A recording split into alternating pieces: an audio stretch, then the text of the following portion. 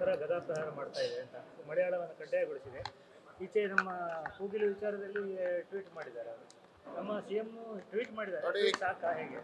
ಕೇರಳ ಯಾವತ್ತೂ ದ್ವಂದ್ವ ನೀತಿಯನ್ನು ಅನುಷ್ಠಾನಗೊಳಿಸ್ತಿದೆ. ಹಿಂದೆ ಕೇರಳದಲ್ಲಿ ವಿಶೇಷವಾಗಿ ಕನ್ನಡ ಪ್ರದೇಶ ಅನ್ನತಕ್ಕಂಥ ಕಾಸರಗೋಡು ಪ್ರದೇಶದಲ್ಲಿ ಮಲಯಾಳ ಕಡ್ಡಾಯ ಮಾಡತಕ್ಕಂಥ ಪ್ರಕ್ರಿಯೆಗಳು ಅವತ್ತೇ ಪ್ರಾರಂಭ ಆಗಿದೆ. ಆದರೆ ನಮ್ಮೆಲ್ಲ ಹಿರಿಯರ ಹೋರಾಟದ ಪರಿಣಾಮವಾಗಿ ಮುಂದೂಡಿಕೊಂಡು ಬಂತು. ಇವತ್ತು ಮತ್ತೆ ಕನ್ನಡದ ಮೇಲೆ ಗದಾಪ್ರಹಾರ ಮಾಡತಕ್ಕಂಥ ಕೆಲಸವನ್ನು ಕಾಂಗ್ರೆಸ್ ಅಲ್ಲಿರ್ತಕ್ಕಂಥ ಕಮ್ಯುನಿಸ್ಟ್ ಸರ್ಕಾರ ಮಾಡ್ತದೆ, ಪಿಣರಾಯಿ ವಿಜಯನ್ ಸರ್ಕಾರ ಮಾಡ್ತಾ ಇದೆ. ನಾನು ಇದನ್ನು ಖಂಡಿಸ್ತೇನೆ. ಮತ್ತು ಆ ಭಾಗದಲ್ಲಿ ಕನ್ನಡದ ಜೊತೆಗೆ ಕನ್ನಡದ ಉಳಿವಿಗಾಗಿ ಹೋರಾಟ ಮಾಡಿದೆ. ಕನ್ನಡದ ಜೊತೆಗೆ ಮಲಯಾಳವನ್ನು ಬೆಳೆಸ್ತಕ್ಕಂಥ ಜನ ಇದ್ದಾರೆ. ಆದರೆ ಅಲ್ಲಿ ಪ್ರಧಾನವಾಗಿರ್ತಕ್ಕಂಥದ್ದು ಕನ್ನಡವೇ. ಹಾಗಾಗಿ ಕನ್ನಡದ ಸ್ಥಾನವನ್ನು ಉಳಿಸ್ತಾ ಮಲಯಾಳಕ್ಕೆ ಆದ್ಯತೆ ಕೊಡಲಿ ಅಂತ ನಮ್ಮದು ಮೊದಲ ಆದ್ಯತೆ. ಕನ್ನಡ ಆಗಬೇಕು. ಆ ಪ್ರದೇಶದಲ್ಲಿ ಕನ್ನಡವನ್ನು ಉಳಿಸಬೇಕು. ಇದಕ್ಕೆ ಸರ್ಕಾರ ಎಚ್ಚೆತ್ತುಕೊಳ್ಬೇಕು ಅಂತ ಹೇಳುವಂಥದ್ದು. ಇಲ್ಲಾಂತಾದರೆ ಜನ ನಾಡ್ದು ಉತ್ತರ ಕೊಡ್ತಾರೆ. ಇನ್ನು ಹೆಚ್ಚು ದಿವಸ ಇಲ್ಲ. ಸಿಎಂ ಟ್ವೀಟ್ ಮಾಡಿದ್ದಾರೆ. ಆದರೆ ವೇಣುಗೋಪಾಲ್ ಅವರ ಮೂಲಕ ಹೇಳಿ ಏನಾದರೂ ಆಗ ಈ ವಿಚಾರದಲ್ಲಿ ಆಗಿದೆ, ಬೆಂಗಳೂರಿನ ವಿಚಾರದಲ್ಲಿ ಆದ ಹಾಗೆ ಏನಾದರೂ ಕೌಂಟರ್ ಮಾಡಬೇಕು ಅಂತ ಬಯಸ್ತದೆ ಬಿಜೆಪಿ. ಎಲ್ಲ ಅದರ ನಮ್ಮ ರಾಜ್ಯ ಸರ್ಕಾರವು ಗಟ್ಟಿಯಾಗಿರ್ತಕ್ಕಂಥ ತೀರ್ಮಾನ ತಗೊಳ್ಬೇಕು. ಸಿದ್ದರಾಮಯ್ಯನವರು ಅದಕ್ಕೆ ಗಟ್ಟಿಯಾಗಿರ್ತಕ್ಕಂಥ ತೀರ್ಮಾನ ತಗೊಳ್ಬೇಕು. ಅಲ್ಲೆಲ್ಲಿಯಾದರೂ ಕನ್ನಡವನ್ನು ಕೊನೆಗಾಣಿಸ್ತಕ್ಕಂಥ ಪ್ರಯತ್ನಗಳಾದರೆ ಇಲ್ಲಿರ್ತಕ್ಕಂಥ ರಾಜ್ಯದಲ್ಲಿ ನಾವೇನು ತೀರ್ಮಾನ ತಗೋಬೇಕು, ಇಲ್ಲಿಯೂ ಬಹಳಷ್ಟು ಜನ ಇದ್ದಾರೆ ಅನ್ನುವಂಥ ಎಚ್ಚರಿಕೆ ಸಿದ್ದರಾಮಯ್ಯನವ್ರಿಗೆ ಇರಬೇಕು.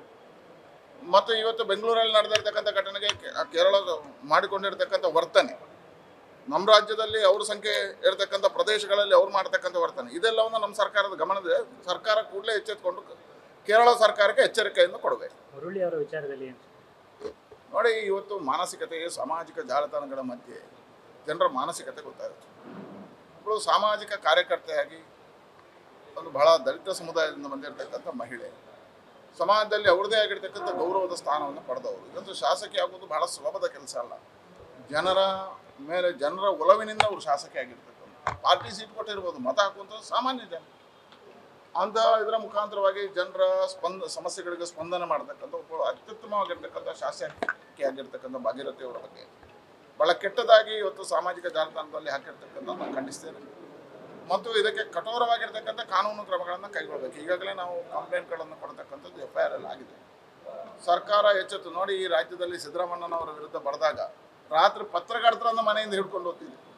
ಪತ್ರಕರ್ತರನ್ನು ರಾತ್ರಿ 12 ಗಂಟೆಗೆ ನಮ್ಮ ಪೇಜ್ ಏನು ನಡೆಸ್ತಾರೆ ಸೋಷಿಯಲ್ ಮೀಡಿಯಾ, ಅವರನ್ನು ತಗೊಂಡು ಹೋಗ್ತಿದ್ದೆ.